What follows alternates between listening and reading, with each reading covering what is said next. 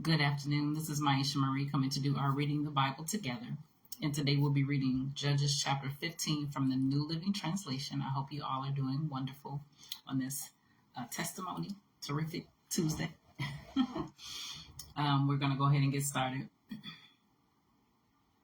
Later on during the wheat harvest, Samson took a young goat as a present to his wife. He said, "I'm going into my wife's room to sleep with her," but her father wouldn't let him in. "I truly thought you must hate her," father explained. "So I gave her in marriage to your best man. But look, her younger sister is even more beautiful than she is. Marry her instead." Samson said, "This time I cannot be blamed for everything I am going to do to you Philistines." Then he went out and caught 300 foxes. He tied their tails together in pairs, and he fastened a torch to each pair of tails. Then he lit the torches and let the foxes run through the grain fields of the Philistines. He burned all their grain to the ground, including the sheaves and the uncut grain. He also destroyed their vineyards and olive groves. "Who did this?" the Philistines demanded. "Samson," was the reply, "because his father-in-law from Timnah gave Samson's wife to be married to his best man." So the Philistines went and got the woman and her father and burned them to death. "Because you did this," Samson vowed, "I won't rest until I take my revenge on you." So he attacked the Philistines with great fury and killed many of them. Then he went to live in a cave in the rock of Edom. Philistines retaliated by setting up camp in Judah and spreading out near the town of Lehi. The men of Judah asked the Philistines, "Why are you attacking us?" The Philistines replied, "We've come to capture Samson. We've come to pay him back for what he did to us." So 3,000 men of Judah went down to get Samson at the cave in the rock of Edom. They said to Samson, "Don't you realize the Philistines rule over us? What are you doing to us?" But Samson replied, "I only did to them what they did to me." But the men of Judah told him, "We have come to tie you up and hand you over to the Philistines." "All right," Samson said, "but promise that you won't kill me yourselves." "We will only tie you up and hand you over to the Philistines," they replied. "We won't kill you." So they tied him up with 2 new ropes and brought him up from the rock. As Samson arrived at Lehi, the Philistines came out shouting in triumph, but the Spirit of the Lord came powerfully upon Samson, and he snapped the ropes on his arms as if they were burnt strands of flax, and they fell from his wrist.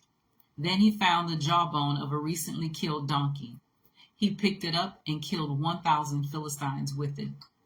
Then Samson said, "With the jawbone of a donkey, I've piled them in heaps. With the jawbone of a donkey, I've killed 1,000 men." When he finished his boasting, he threw away the jawbone, and the place was named Jawbone Hill. Samson was now very thirsty, and he cried out to the Lord, "You have accomplished this great victory by the strength of your servant. Must I now die of thirst and fall into the hands of these pagans?"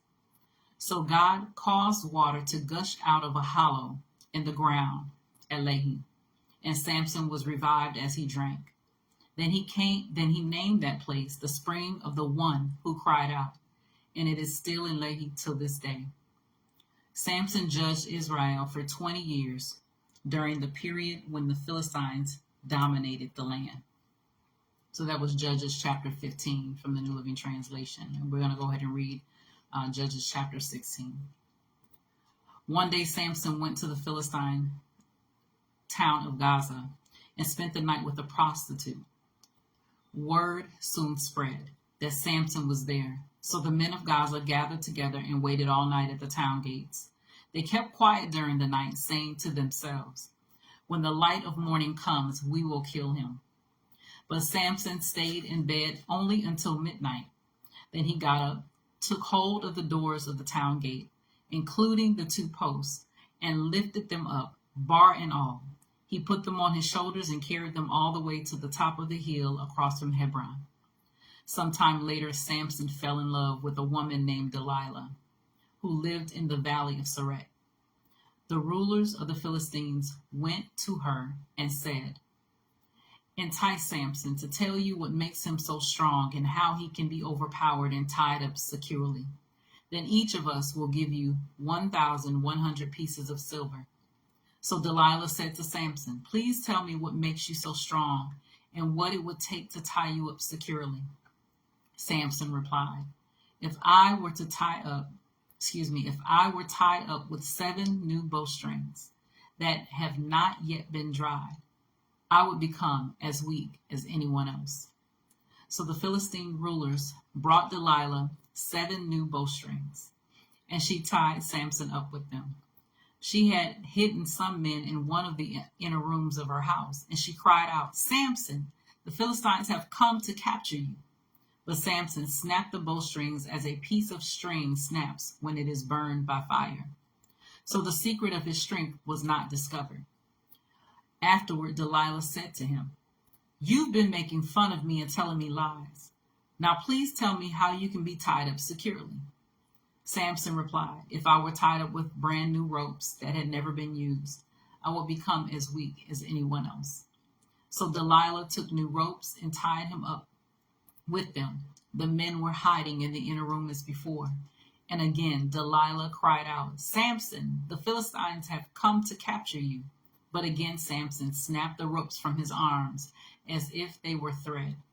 Then Delilah said, "You've been making fun of me and telling me lies. Now tell me how you can be tied up securely." Samson replied, "If you were to weave the 7 braids of my hair into the fabric on your loom and tighten it with the loom shuttle, I would become as weak as anyone else." So while he slept, Delilah wove the 7 braids of his hair into the fabric. Then she tightened it with the loom shuttle. Again she cried, "Samson, the Philistines have come to capture you." But Samson woke up, pulled back the loom shuttle, and yanked his hair away from the loom and the fabric. Then Delilah pouted, "How can you tell me I love you when you don't share your secrets with me? You've made fun of me 3 times now, and you still haven't told me what makes you so strong." She tormented him with her nagging day after day until he was sick to death of it. Finally, Samson shared his secret with her. "My hair has never been cut," he confessed, "for I was dedicated to God as a Nazirite from birth. If my head were shaved, my strength would leave me, and I would become as weak as anyone else." Delilah realized he had finally told her the truth, so she sent for the Philistine rulers. "Come back one more time," she said, "for he has finally told me his secret." So the Philistine rulers returned with the money in their hands. Delilah lulled Samson to sleep with his head in her lap. And then she called in a man to shave off the 7 locks of his hair. In this way she began to bring him down, and his strength left him. Then she cried out, "Samson, the Philistines have come to capture you." When he woke up, he thought, "I will do as before and shake myself free." But he didn't realize the Lord had left him. So the Philistines captured him and gouged out his eyes. They took him to Gaza, where he was bound with bronze chains and forced to grind grain in the prison. But before long, his hair began to grow back. The Philistine rulers held a great festival, offering sacrifices and praising their god Dagon. They said, "Our God has given us victory over our enemy Samson." When the people saw him, they praised their God, saying, "Our God has delivered our enemy to us. The one who killed so many of us is now in our power." Half drunk by now, the people demanded, "Bring out Samson so he can amuse us." So he was brought from the prison to amuse them, and they had him stand between the pillars supporting the roof. Samson said to the young servant who was leading him by the hand, "Place my hands against the pillars that hold up the temple. I want to rest against them." Now the temple was completely filled with people. All the Philistine rulers were there, and there were about 3,000 men and women on the roof who were watching as Samson amused them. Then Samson prayed to the Lord, Sovereign Lord, remember me again. O God, please strengthen me just one more time. With one blow, let me pay back the Philistines for the loss of my 2 eyes. Then Samson put his hands on the 2 center pillars that held up the temple. Pushing against them with both hands, he prayed, Let me die with the Philistines. And the temple crashed down on the Philistine rulers and all the people. So he killed more people when he died than he had during his entire lifetime. Later, his brothers and other relatives went down to get his body. They took him back home and buried him between Zorah and Eshtaol, where his father, Manoah, was buried. Samson had judged Israel for 20 years. So today we read Judges chapter 15 and Judges chapter 16 from the New Living Translation. As always, continue to search the scriptures daily to see what is true. Allow Holy Spirit to illuminate the word into your heart, your mind, and soul, bringing knowledge, understanding, and wisdom, and most of all, revelation of who God is, his true nature, and his character, and how much he truly, truly loves you. You guys take care, and God bless, and until next time.